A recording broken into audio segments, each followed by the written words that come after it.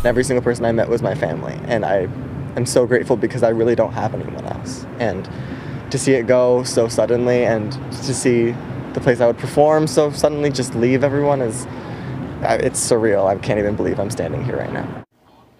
An iconic bar in downtown Milwaukee permanently closes its doors. Several people gathered outside This Is It yesterday, just moments after the beloved bar's owners announced the closures. Since 1968, the business has served as a safe place for so many people in the LGBTQ+ community. It's the oldest LGBTQ+ bar in state history. Here to talk about its history and the legacy it leaves behind, Michael Takash is the chair of the Wisconsin LGBTQ+ History Project. Thank you for being here. What was your reaction? So it was shocking, Yes. to be honest. It was shocking but not surprising. The bar has faced a lot of challenges in the past year alone and overcome them with grace and dignity, but that can only last so long.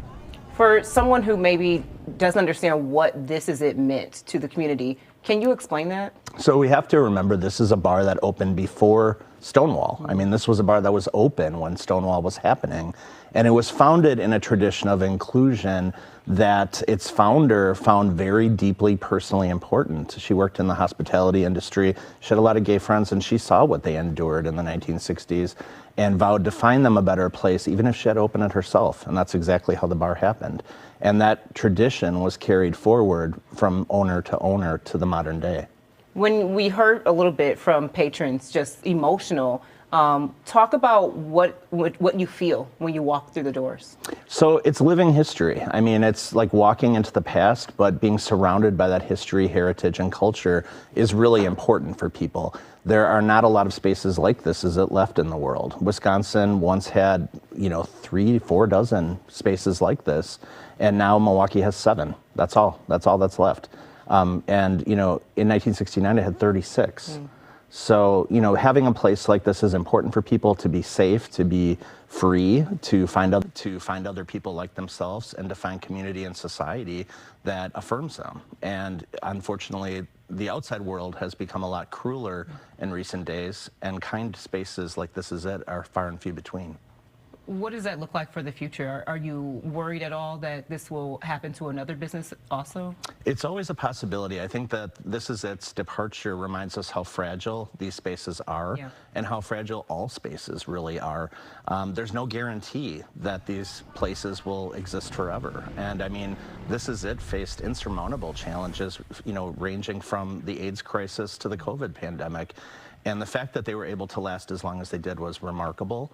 I think that the important thing is supporting these businesses and their owners and understanding what it looks like to run a place like this, not just to go to a place like this. And you talked about how long it lasted. It was going to celebrate its 57th anniversary. How will This Is It be remembered?